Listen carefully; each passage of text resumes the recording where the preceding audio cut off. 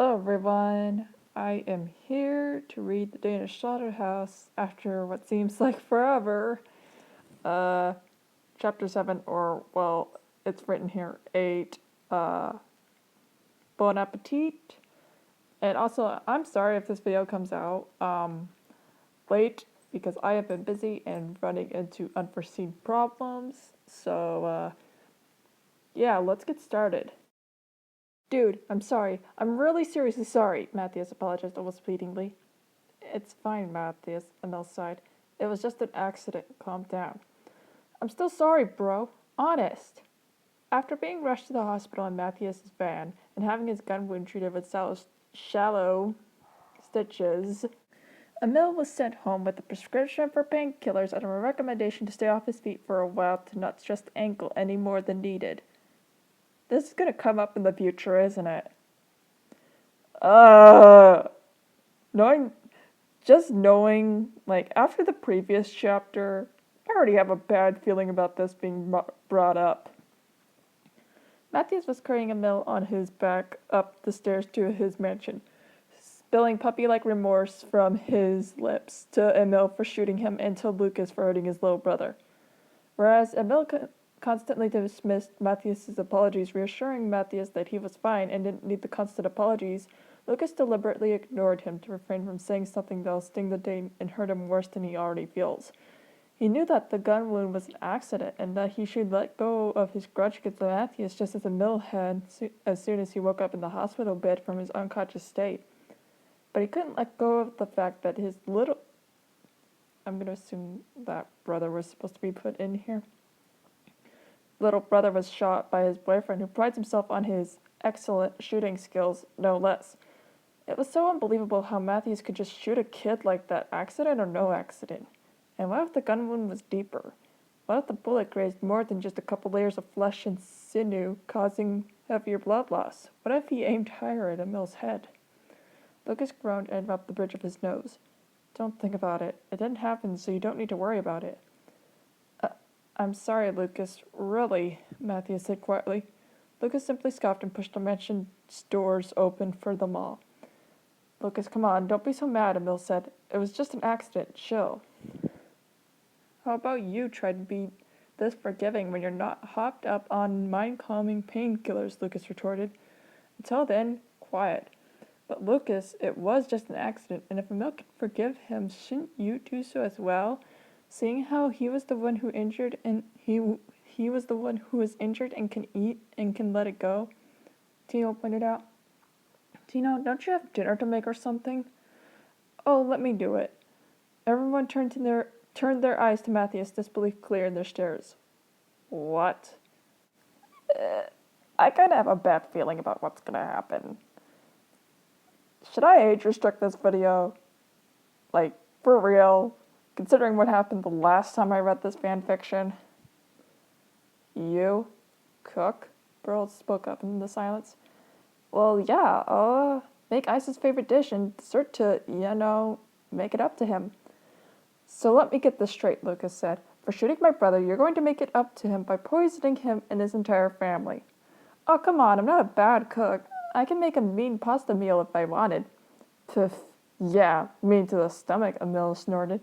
Matthias shrugged roughly to hit his shoulder under Emil's chin. Ouch, man, I was kidding. Just because you're hurt doesn't mean that you can get a free pass to hurt my feelings. So you shot my little bro, planned on shot my brother. Sorry, I skipped the line. Planned on poisoning him with food, and now you're going to injure his cute little chin, Lucas glared at Matthias. You sure do seem to regret hurting my little bro. Lucas, ill. My chin isn't cute. Well, if anyone besides Lucas doesn't mind, Tino said. I wouldn't mind if Matthias makes tonight's dinner. Bro, then I have to check on Peter. He's been out all day, and it's really strange. I hope he's not sick. I wouldn't want him to miss dinner. You don't want him to get sick, yet you're going to make him eat Matthias's food, Beryl asked him. Hey, stop it. Beryl, bad food or not, it's not healthy for a growing boy to miss a meal, Tino stated. Now, Lucas, would you mind if Matthias cooked for tonight? It seems like a nice enough gesture, and you should let him do it if nothing else will change your mood. Lucas looked at everyone, especially at Matthias, whom was smiling apologetically at him, silently begging for a second chance. Ugh, fine, Lucas groaned. But make sure you don't give us food poisoning. He looked Matthias up and down. And make sure you shower and change your clothes first. I don't like the thought of a person covered in blood and mud cooking my meals. Matthias grinned excitedly. Aye, aye, Captain. He hurriedly put Emil on the couch and rushed upstairs to the bathroom. Isn't he going to ask me what I wanted for dinner tonight? Emil wondered aloud. People, soup's on, Matthias barked from the kitchen doorway. He haphazardly plates. Oh, okay, I get it now. Plates of food on his arms, miraculously getting them to the table. The others walked precariously to the dining room table, Mel limping slightly after refusing any more help from any of the Nordics. Matthias frowned deeply at the hesitance. Guys, seriously? Come on, the food's fine. Are you sure, Matthias? Tino asked quietly. I mean, not to insult you, but we've gotten sick a couple of times before from eating your food. That sounds like my mom, honestly. I don't believe this, Matthias threw his hands up angrily. I can't believe that you're going to ask me to cook dinner for you and then change your damn mind. What kind of cowardly shit is that? Why didn't you make this yourself if you were so damn unsure? Matthias, no one changed his mind, okay? Tino said in the same voice he used to calm an angry child. I appreciate you cooking in my place, but still, can you forgive us for being a little cautious after the first few attempts? Plus, you offered to cook for me, Emil added, raising his hand tentatively. Can I English? And you still didn't ask what I wanted. Ugh, fine, I'll just throw this shit away then, Matthias yelled, half ignoring Emil. He picked up the plate, but Lucas took his arm. Hey, let go. Matthias, calm your ass down already, Lucas said. We'll eat it, okay? Jeez. He took the plate from Dane's hand and replaced it on the table. He sat down in front of it and looked at the others, silently prompting them to follow his actions. After everyone took a seat, with Emil silently muttering, This still isn't what I wanted for dinner, but whatever. Lucas looked at the surrounding plates. There's only 5, he observed. Oh, I'm not eating, Matthias stated. That's instantly suspicious. Instantly suspicious as heck. Everyone stared at him and started to get up from their seats. Oh, hey, it's not like that, Matthews said, frantically waving his arms. I just want to skip dinner because I don't eat food after visiting the hospital. Hospitals make my stomach queasy. Oh, really? Lucas said. So you don't want to eat dinner, not because you know that your food is a health hazard, but because your stomach's queasy. Yeah. So the food's perfectly edible and safe. Uh-huh. I've been saying that for the longest. I see. Lucas picked up his fork and held it out to Matthias. Then eat some. Matthias' eyes widened. What? Eat some, Lucas repeated. Go on, take a bite or two, if it's not so bad. Lucas, did I not just say that my stomach's not up for... Don't be such a baby, Matthias. A bite or two isn't going to ruin your entire digestive tract. Ugh, fine. Matthias snatched the fork out of Lucas's hand and pierced it into a couple of pasta shells. He shoved them into his mouth and chewed them slowly before swallowing. There, you see? Huh, I guess it's okay then, Lucas said. We're okay here, people. Matthias threw his hands up for a second time. Finally, thank you. He held the fork out to Lucas. Lucas only looked at it with a slight grimace. Matthias pouted. What's wrong now? You used that fork, Lucas said. So? I'm not going to use the same fork that you used and ingest your saliva. Matthias rolled his eyes and snorted. George, seriously? You're afraid of a little spit? Seriously? He leaned and close to Lucas's face and smiled wickedly, saying in a husky tone, Must I remind you that I had put nastier and, may I say, bigger stuff in your mouth than some of my spit? It isn't that much bigger than a drop of saliva, Lucas retorted as he snatched the fork back. What are they talking about? Peter whispered to Tino. Nothing, son, Tino replied, covering Peter's ears. This sounds like something my mom would do when I was younger. Hey, if I have to be mentally scarred at a young age by Matthias, then so should he, Emil declared as he picked up his own fork. He picked up a meatball and bit into it. After a few moments of chewing it and scooting it around his tongue, his face lit up. Wow, this is really good, he exclaimed as he ate some of the pasta. Well, I guess there's a plus side to this dinner, Lucas said as he wiped away the bit of I almost said saliva. I can't read. A bit of sauce and pasta on Emil's smiling lips. Brought back the messy little eater I haven't seen in a long time, he chuckled, and Emil glared at him. So cute.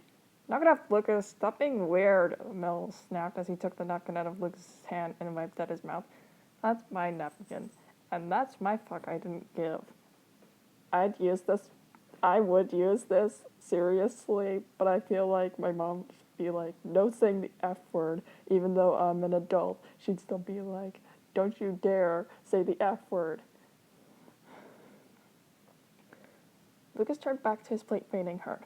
I liked it better when you were high on drugs. He stepped.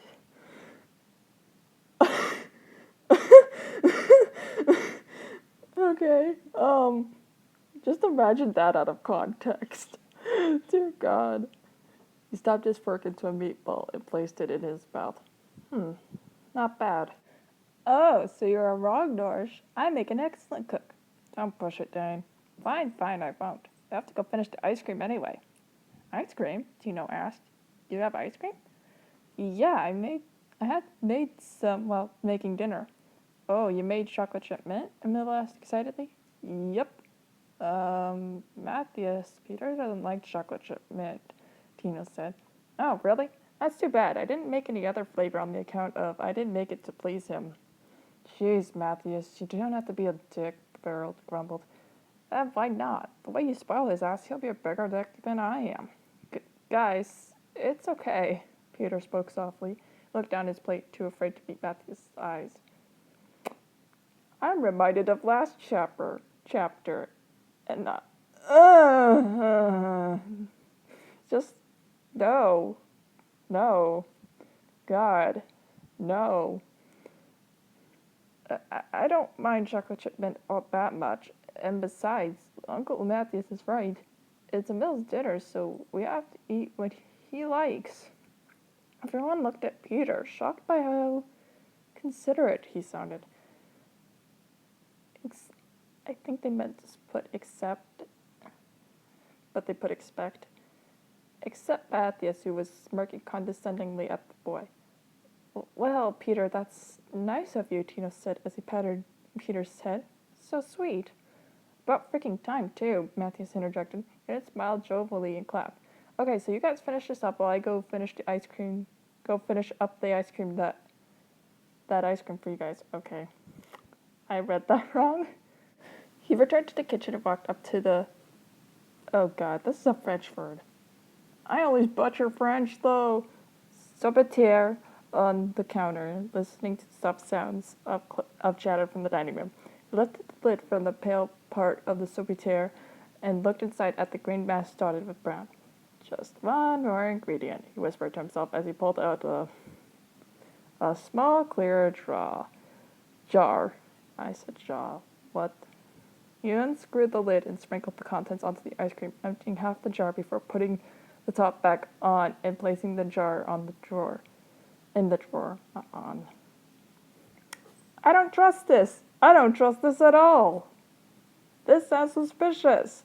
That ice cream's probably drugged. He put the lid back on the sorbetiere and slowly turned the crank, blending in the jar's content with the frozen dessert. When the sound of utensils scraping against empty plates and sighs of content came from the dining room, Matthias took an ice scoop, bowls, and spoons from the cupboard and carried those and the ice cream to the room. Matthias, that was simply delicious, Tino said when Matthias appeared, stacking his, Peter's, and Beryl's plates together. Where did you learn to cook? Vinciano, duh, Emil said. Actually, that's a recipe I developed myself for a while, Matthias stated as he placed the sorbetiere on the table and passed out bowls. My citizens actually eat more pasta than Italians. Really? Wow, I would have thought that the Danish cuisine was just beer, Emil snickered. Matthias wiped the joke off. Okay, so who wants some of this bad boy right here? Pass it on here, dude. Emil held his bowl out. Aw, how cute, Lucas cooed. Little Emil wants his ice cream. Oh my goodness, why don't you ever shut up? Nevertheless, he eagerly dug into the ice cream. Still don't trust the ice cream. It's probably drugged. Whatever, Lucas chuckled. He looked down at his bowl. Hey, what's all this? He picked up his spoon and prodded the ice cream. Among the dots of chocolate chips were something smaller, almost microscopic. It looked like black beans of the vanilla bean ice cream, but it glittered red like crystal. Everyone stopped eating their ice cream to look in their bowls. Oh, those are some weird-ass flavor-enhancing sprinkles Kiku offered me. Yeah, no, I don't buy this. Yeah, okay, Japan invents some weird stuff, but like, I don't trust this. I don't trust this at all. I don't trust you. I don't trust the ice cream. I don't trust any of this. Matthew said with a scowl. He said that they're perfectly healthy and can be used for almost any dessert to make it sweeter. And since I made ice cream, I decided to use them today. But they're sparkling. I know, weird, right? Hiko didn't say why they do that, but I'm guessing that it's just to pretty up the dessert or something. And he complains about Alfred's food. Well, it's all fine, so dig in. Lucas hesitantly took a small scoop of ice cream and tasted it. When he found that the ice cream tasted fine and even better than the professionally made one he had at ice cream shops, he began eating more of it. Soon, everyone finished their serving of ice cream, and even eating seconds, and sat back in their seats with full stomachs. Best ice cream ever, Emil stated as he played with the spoon. Uh-oh, is this Danish? I can't speak Danish. You guys can all make fun of me in the... You know what? You guys are probably all making fun of me in the comments already, so... Why not? Oh well. Tak sa mega, Matthias said with a bow. Really, Matthias? I didn't know you had the talent to cook in you, Lucas said. Does my talent give me some extra midnight goodies in the sack? Matthias whispered in Lucas' ear. Lucas playfully shoved his face away. Don't forget, moron. You made this dinner because you shot a He covered his mouth when he felt a gas bubble come up from his stomach. Oh, excuse me, he coughed. He then frowned deeply. What the... Something was wrong with his stomach. It felt as if he was going to vomit, but instead of upchucking bile, his stomach was expanding and constricting, pumping itself. There was a tingling sensation that traveled from the organ to his veins, and his entire body began to itch insanely. His ears filled with annoying beeping noises, and his head was so dizzy that his vision blurred. I freaking knew that this was drugged. I didn't even read ahead. I knew this was drugged. It was too suspicious. Where did I leave off? He looked around at the table, and the other sickly facial expressions told him he wasn't the only one who felt what he was feeling. He didn't even know that he was swooning in his seat until Matthews placed a hand on his shoulder and steadied him. Norge, hey Norge, are you okay? His voice asked through the tiny beeping noises flooding Lucas's ear. What? Was all Lucas could manage to say. Matthew smiled down at Lucas. I guess you guys had too much to eat, he chuckled. He picked Lucas up bridle style and carried him out of the dining room. As the couple left, Lucas was able to see that the others passed out, either face flat on the table or heads hanging on the back of their chairs. Matthews carried Lucas upstairs to Lucas's bedroom, placed the Morning Nation gently on his bed, and pulled his boots off. He then pulled the quilt up to Lucas's shoulders. The last image Lucas saw before blacking out was Matthews smiling down gently at him again. Matthews took a few moments to watch Lucas sleep peacefully, saddened by the effects the sprinkles were having on his lover, but was glad that it'll pass when he wakes. Matthews tilted Lucas' chin up and placed a kiss on his lips.